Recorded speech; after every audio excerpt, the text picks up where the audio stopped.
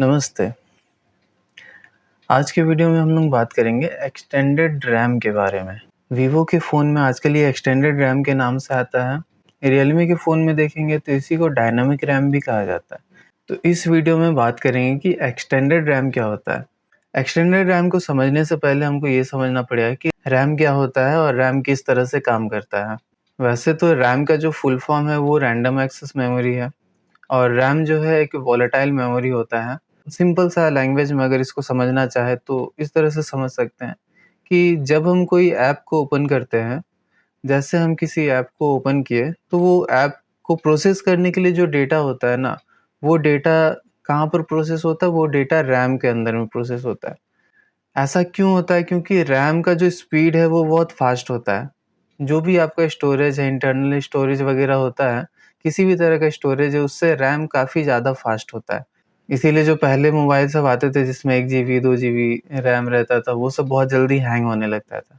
क्योंकि आप 2, 4, 5 ऐप को जैसे ओपन किए वो अपने आप रैम भर जाता है, भर जाने के बाद फिर हैंग होने लगता है।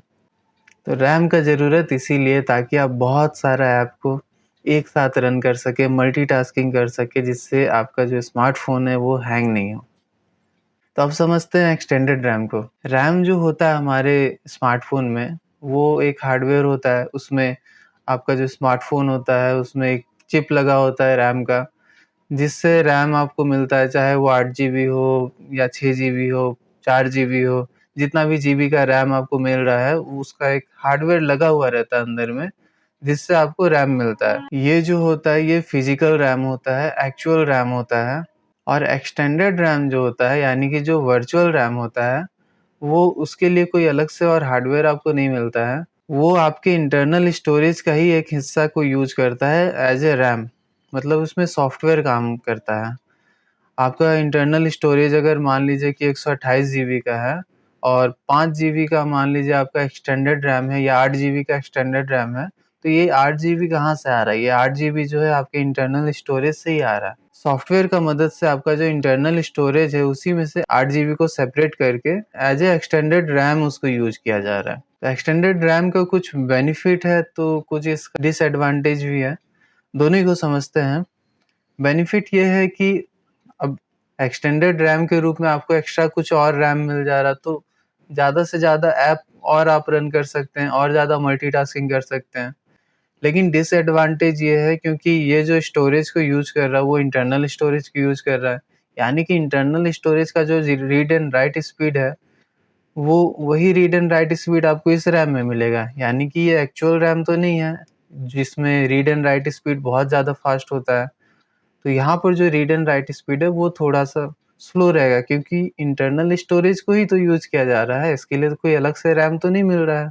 तो ये जो एक्सटेंडेड रैम होता है इसका read and right speed slow होता है। मान लीजिए आपका 8 जीबी का रैम है, बहुत सारा सॉफ्टवेयर चल रहा है, बैकग्राउंड में रन हो रहा है, उसके बाद फिर आप मान लीजिए एक ठो और गेम को लॉन्च कर देते हैं। तो ऐसा नहीं कि अब ये आपका जो फिज़िकल रैम है भर गया, तो अभी नेक्स्ट जो भी आप ऐप या फिर गेम को लॉन्च करेंगे वो चल जाएगा एक्सटेंडेड रैम के अंदर में। नहीं, एक्सटेंडेड रैम के अंदर में नहीं जाएगा, ये इस तरह से काम नहीं करता है। होगा क्या, जो ऑलरेडी आपका ऐप सब रन हो रहा है बैकग्राउंड में, उसमें से जितना नॉन डायनामिक ऐप सब होगा, 2 तरह का ऐप होता है, एक होता है डायनामिक, एक होता है स्टैटिक।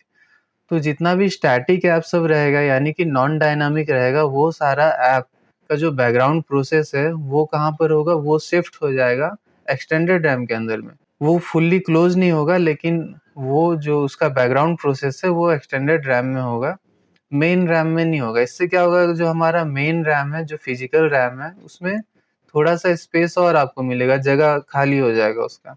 जब इसमें जगह मिल जाएगा तो इसमें क्या हो सकता है, आप और ज़्यादा ऐप इसमें रन कर सकते हैं, गेम चला सकते हैं। उसके बाद क्या होगा, आपका जो मोबाइल है वो हैंग नहीं होगा जल्दी क्योंकि अभी भी आपका जो फिज़िकल रैम है इसमें स्टोरेज, उसमें जो मेमोरी है वो अभी भी खाली है, वो भरा नहीं है।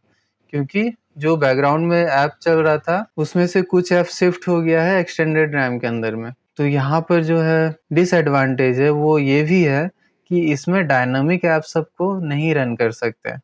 डायनामिक ऐप हो गया जैसे फ़ेसबुक हो गया, यूट्यूब हो गया जो ऐप कंटिन्यूअसली जो है रिफ्रेश हो रहा है, बैकग्राउंड में रन हो रहा है, वो सारा ऐप हो गया डायनामिक ऐप। ये सारा एक्सटेंडेड रैम में नहीं जाता है। एक्सटेंडेड रैम में कौन-सा जाएगा?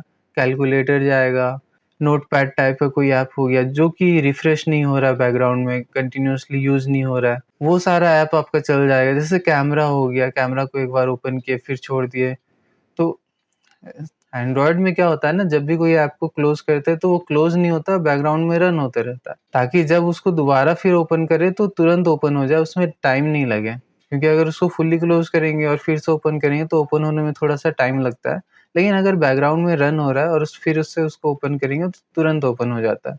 इसीलिए आपका जो एक्सपीरियंस है स्मार्टफ़ोन को चलाने का, उसको स्मूथ और फ़ास्ट रखने के लिए जो भी ऐप होता है उसको फुल्ली क्लोज़ नहीं किया जाता, उसको शिफ्ट कर दिया जाता है एक्सटेंडेड रैम के अंदर में, ताकि दोबारा जैसे आप उसको ओपन कर दें, तुरंत ओपन हो जाए। तो यही है, एक्सटेंडेड रैम होने से कोई बहुत ज़्यादा फ़र्क नहीं पड़ेगा परफ़ॉर्मेंस में, गेमिंग में बिल्कुल कोई फ़र्क नहीं पड़ने वाला है, क्योंकि जब भी आप गेमिंग करेंगे तो आपका जो फ़िज़िकल रैम है, जो मेन रैम है, उसी में आपका गेमिंग होगा, वही रैम यूज़ होगा। एक्सटेंडेड रैम में गेमिंग नहीं कर सकते हैं। इवन एक्सटेंडेड रैम में किसी भी ऐप को आप नहीं चला सकते, वो सिर्फ़ बैकग्राउंड प्रोसेस को हैंडल करने के लिए ही दिया जाता है, ताकि आपका जो मेन रैम है वो थोड़ा-सा खाली रह सके। तो परफ़ॉर्मेंस वग़ैरह में कोई बूस्ट नहीं होगा, बस यही होगा कि थोड़ा-सा ज़्यादा मल्टीटास्किंग कर सकते हैं। जो ऐप सब है, आपका स्टैटिक ऐप है, वो लंबे समय तक बैकग्राउंड में रन हो सकता है, ताकि दोबारा जैसे आप उसको ओपन करें, वो तुरंत ओपन हो जाए, तुरंत लॉन्च हो जाए, उसके लिए आपको टाइम नहीं लगे और आपको एक फ़ास्ट और स्मूथ एक्सपीरियंस मिल सके। अब ये एक्सटेंडेड रैम या जो वर्चुअल रैम है, क्या ये कॉन्सेप्ट नया है? नहीं, ये कॉन्सेप्ट नया नहीं है, कॉन्सेप्ट बहुत पुराना है। अगर आप पीसी वगैरह यूज़ करते हो तो आपको पता होगा। कंप्यूटर में वर्चुअल रैम को बहुत समय से यूज़ किया जा रहा है। ये जो कॉन्सेप्ट है, ये वहीं से लिया गया है, वर्चुअल रैम का कॉन्सेप्ट, जिसको कि वीवो में एक्सटेंडेड रैम के नाम से जाना जाता है। तो ये कॉन्सेप्ट वहीं से आया है, कोई नया टेक्नोलॉजी नहीं है।